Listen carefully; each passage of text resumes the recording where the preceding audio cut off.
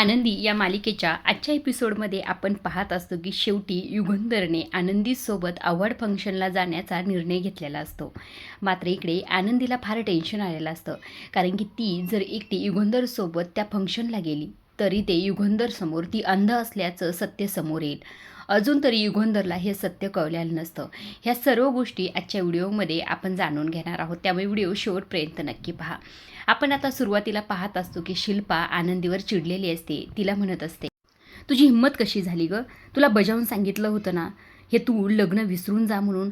मुलांपर्यंत हे सत्य कधीही पोहोचता कामा नाही. मग तरीसुद्धा तू ही हिंमत केलीस. कुणी सांगितलं होतं तुला हे सगळं काही करण्याचं? असं म्हटल्यानंतर इकडनं आनंदी म्हणत असते, मी मुलांची आणखी फसवणूक करू शकले नसते शिल्पाताई. हे सत्य लपून समिताताईच्या मी घरात कशी काय राहू शकते? आणि आज ना उद्या हे सत्य मुलांसमोर आलंच असतं. मग तेव्हा त्यांना किती वाईट वाटलं असतं. त्यांचा या घरावरचा विश्वास तुटला असता, विश्वास उडाला असता. त्यांना वाटलं असतं की आपण ह्या घराचे आहोत का नाही, या घरात असून सुद्धा आपल्यापासून एवढं मोठं सत्य लपवलंय. मग मी हे सगळं काही कसं करू शकले असते? असं म्हटल्यानंतर इकडनं शिल्पा चिडणार असते. तितक्या तिकडनं बापू मध्ये पडतात आणि म्हणत असा, शिल्पा तू शांत हो आता. आनंदी जे काही बोलती ती अगदी बरोबर आहे, कारण की आज ना उद्या हे सत्य समोर आलं असतं. मुलांना जेव्हा हे सत्य कळलं असतं तेव्हा त्यांचा सगळ्यांवरचा विश्वास उडाला असता. आनंदीने जे काही केलेलं आहे ते 100% खरं आहे असंही ते बापू म्हटलेले असतात आणि माईंना सुद्धा हे पटलेलं असतं. मात्र शिल्पाचाही ते जळफाट होत असतं. त्यावर माई आता शिल्पाला म्हणत असत, अगं शिल्पा, हे सत्य पृथ्वीला जर बाहेरून कळालं असतं तर या घरावरचा त्याचा विश्वास उडाला असता. देवाचीच कृपा झाली बघ. आनंदीच्या प्रामाणिकपणामुळे हे लग्न आणि हे नातं त्याने अगदी मनापासून स्वीकारले असंही ते माई म्हणत असतात. आनंदी तर फार खुश झालेली असते. तेव्हा खरं तर इकडनं धनश्री म्हणत असते, पण शिल्पाताई हा चमत्कारच झाला तरी कसा? म्हणजे पृथ्वी असा अचानक कस काय बदलला? त्यावर शिल्पाताई म्हणत असतात, मला सुद्धा हेच कळत नाही नेमकं हा चमत्कार झाला तरी कसा? असं शिल्पाने म्हटल्यानंतर इकडनं बापू म्हणत असतात, कारण त्याचा या नात्याला विरोध नाही आहे शिल्पा. असं म्हणून बापू आता आनंदीला म्हणत असत, आनंदी, त्याने तुला फक्त मिठी नाही मारली तर या घराची सून म्हणून तुला स्वीकारलेला आहे, तुला मान्यता दिलेली आहे. त्यावर इकडनं माईसुद्धा म्हणत असतात, हो आनंदी, तुला याचा अर्थ कळतोय का? पृथ्वीने तुला आई म्हणून स्वीकारले. देवाने आपलं घराणं ऐकलं. आपल्याला सगळ्यांना एवढ्या मोठ्या संकटातून देवाने वाचवलं असंही ते माई म्हणत असतात. आनंदी तर फार खुश झालेली असते. मात्र हे सगळं काही ऐकून, आनंदीचं कौतुक ऐकून इकडे शिल्पाचा मात्र जळफाट होत असतो. अक्षरशः तनतन करतच शिल्पा रागानंच तिथून निघून जाते. आता शिल्पा निघून गेल्यानंतर विद्याधरसुद्धा तिकडनं काढता पाय घेत असतो. आता इकडे जे काही बापू असतात ते आनंदीकडे येतात आणि आनंदीला म्हणत असतात, आनंदी, आज मला खरंच तुझा अभिमान वाटतोय. आज तू एवढं मोठं धाडशीचं पाऊल उचललंस. खरंच लोक म्हणतात ते अगदी बरोबर आहे. एखादी गोष्ट चांगल्या मनाने केली ना ती यशस्वी होतेच. तुझ्यामुळे आज या घराला घरपण राहिलं, घराचं घरपण टिकून राहिलं असंही ते बापू म्हणत. बापू अगदी तोंड भरून आनंदीचं कौतुक करत असतात. आनंदीसुद्धा आज फार खुश असते. आता माई आणि बापू दोघी निघून जातात. ते निघून गेल्यानंतर इकडनं जी काही छाया असते ती म्हणत असते, आनंदीताई, तुम्ही म्हटला होतात ना हे सगळं काही सत्य समोर आल्यानंतर, छान झाल्यानंतर तुम्ही गोडाचा शिरा बनवतान म्हणून. त्यावर आनंदी म्हणत असते, हो नक्कीच की, चला आपण बनवूया. असं म्हणून दोघीही किचनमध्ये निघून जातात. आता सगळेच आपापल्या कामाला निघून गेल्यानंतर हा विद्याधर हॉलमध्ये येतो आणि पृथ्वीने ज्या काही चिठ्ठ्या केलेल्या असतात, फाडलेल्या असतात, तो अक्षरशः एक एक गोळा करत असतो आणि स्वतःच्याच मनाची म्हणत असतो, आता ह्या विद्याधरचा गेम झाला सुरू. आनंदी आनंदगडे असं म्हणून हसायला सुरुवात करत असतो. इकडे दुसऱ्या बाजूला पृथ्वी आणि त्याचबरोबर इथे आरतीचा प्रवास सुरू झालेला असतो.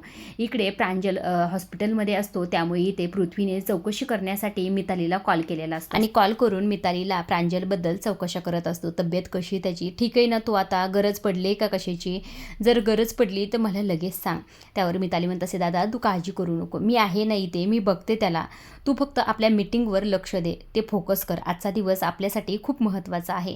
पृथ्वी म्हणत असतो, हो ठीक आहे, हे मी बघतो, तू तिकडे बघ आणि काही लागलं तरी मला फोन करून लगेच सांग आणि तासाला अपडेटसुद्धा द्यायला विसरू नको. असंही ते पृथ्वी म्हणून फोन ठेवतो.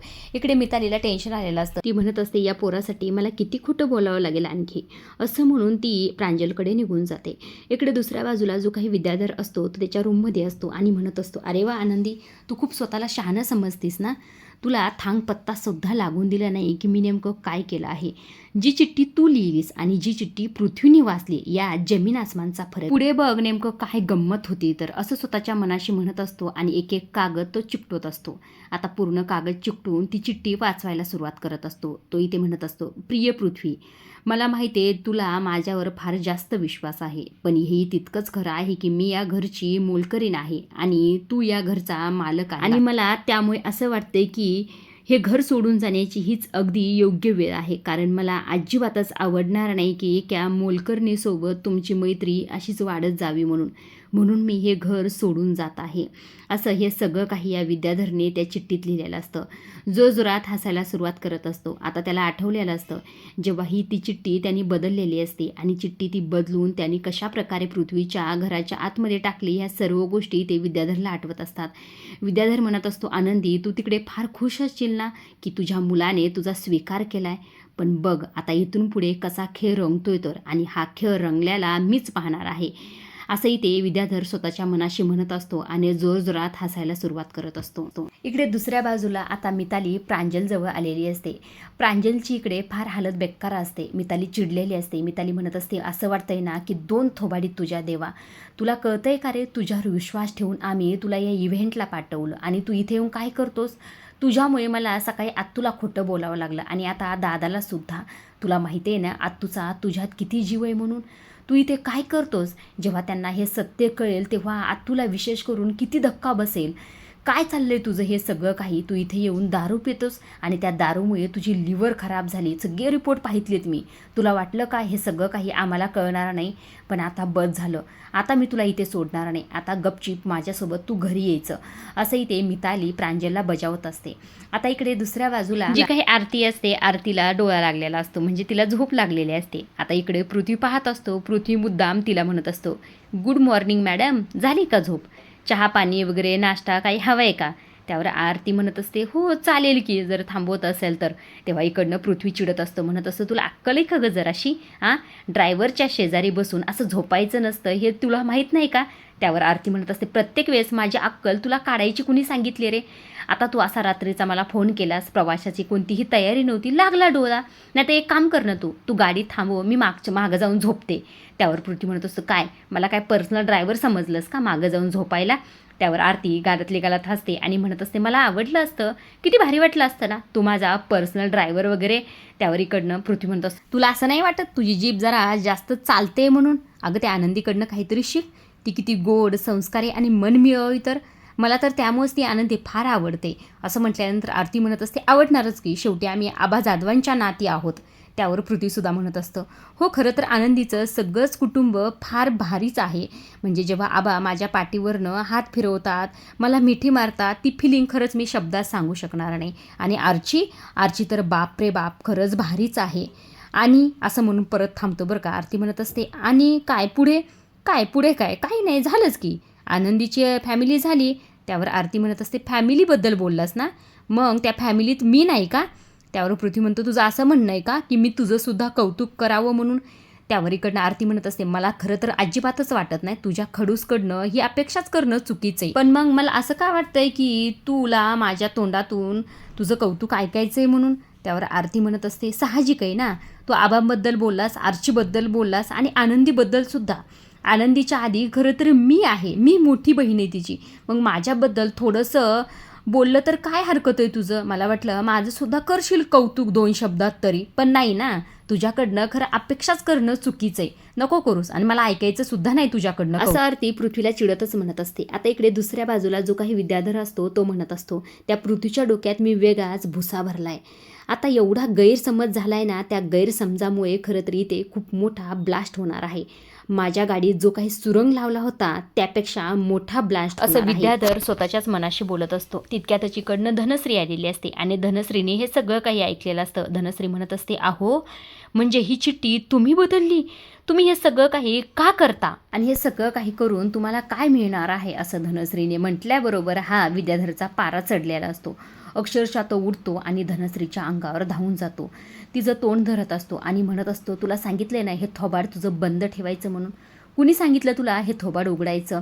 तेव्हा धनश्री माफी मागत असते, चुकलं माझं, नाही मी कुणाला सांगणार नाही म्हणणार. सांगणारच का, सांग, कुणाला सांगशील सांग, मग तुला बघतो मी कसं काय, असं म्हणून तिला धमकावत असतो. थांब, तू अशी ऐकणार नाहीस, तुझी जिभत छाडतो, असं म्हणून आता इथे कात्री घेऊन आलेला असतो. इकडे धनश्री फार घाबरलेली असते. धनश्री म्हणत असते, अहो नाही, मी कुणालाही सांगणार नाही, मी भाऊजींना सुद्धा नाही आणि पृथ्वीला, आनंदीला कुणालाही नाही सांगणार, असं म्हणून आता इथे विद्याधरच्या समोर हात जोडत असते. विद्याधरला माफी मागत असते. आता विद्याधर म्हणत असतो, ह्या खोलीच्या बाहेर हो, असं म्हणून तिला त्या खोलीच्या बाहेर हाकलून लावलेलं असतं.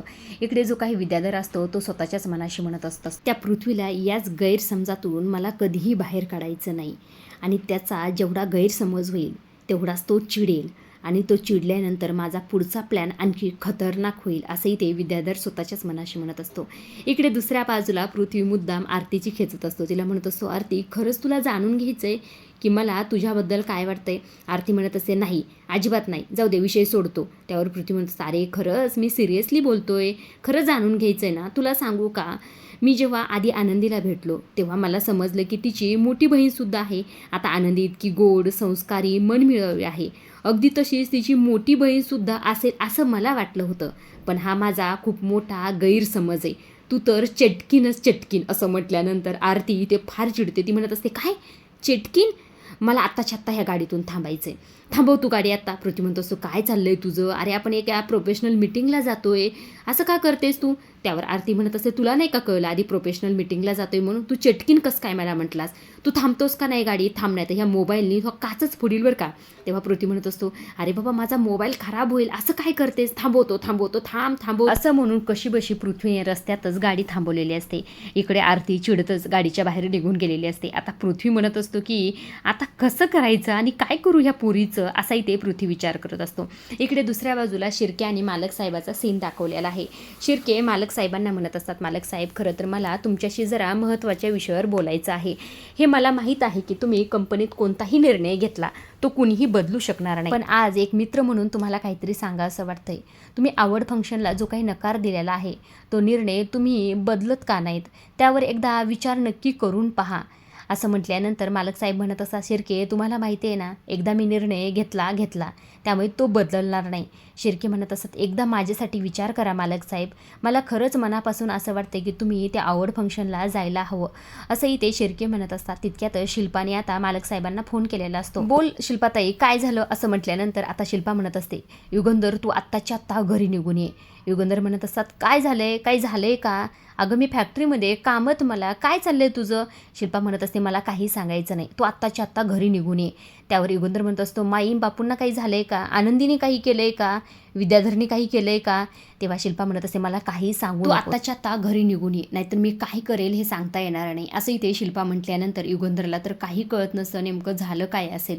इकडे दुसऱ्या बाजूला जी काही आनंदी असते ती आनंदी समिधाच्या फोटोसमोर उभा असते आणि समिधा ताईला म्हणत असते, समिधा ताई आज तुमच्या मुलांनी खऱ्या अर्थाने माझा स्वीकार केला आहे, खरं जितके तुमचे आभार मानू तितके कमीच आहेत. आता आनंदी बोलत असते तितक्यातच वर्ण विद्याधरसुद्धा हे सगळं काही ऐकत. इकडे आनंदी पुढे बोलत असते, समिधा ताई खरंच तुमचे संस्कार यातनं दिसतात. तुम्हाला सांगू का, जेव्हा मी हे ठरवलं होतं की पृथ्वीला हे सत्य सांगायचं तेव्हा मला फार भीती वाटली होती की काय होईल पुढे, माझ्या ह्या सत्यामुळे हे घर विखरलं तर जाणार नाही ना, काय होईल, पृथ्वीचा माझ्यावरचा विश्वास तर उडणार नाही ना.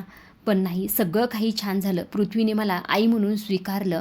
समिधाताई हे सगळं काही तुमच्यामुळे झाले, तुमचे हे उपकार मी आयुष्यभर विसरणार नाही, असंही ते आनंदी म्हणत असते. आता विद्याधर आनंदीला हे बोलताना पाहून तिच्याकडे जातो आणि तिला जाऊन म्हणत असतो, वा आनंदी वा, तुझ्या चेहऱ्यावरचा आनंद तर धबधब्यासारखा व्हायला लागलाय.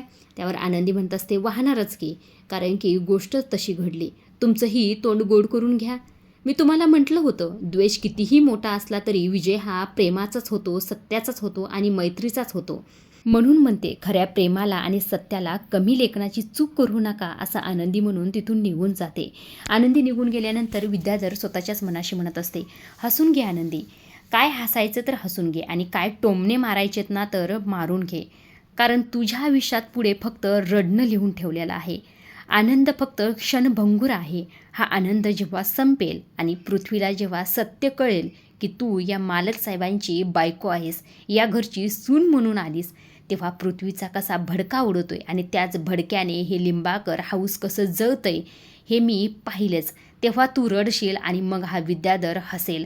असंही ते विद्याधर स्वतःच्याच मनाशी म्हणत असतो आणि हसत असतो.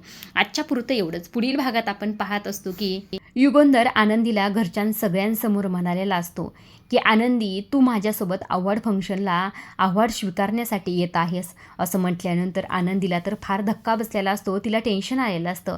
आता इकडे जी काही आनंदी असते ती माई आणि बापूंना म्हणत असते, मी हे सगळं काही कसं करू? मालक साहेबांसोबत मी जर एकटी गेले आणि तिथे जर माझ्याकडनं काही गडबड झाली आणि मालक साहेबांसमोर मी अंध असण्याचं सत्य आलं समोर तर काय करायचं? असंही ती आनंदी म्हणत असते. आजच्या पुरतं एवढंच. अशा डेली मालिकेच्या अपडेट जाणून घ्यायचे असतील तर चॅनलला जरूर सबस्क्राईब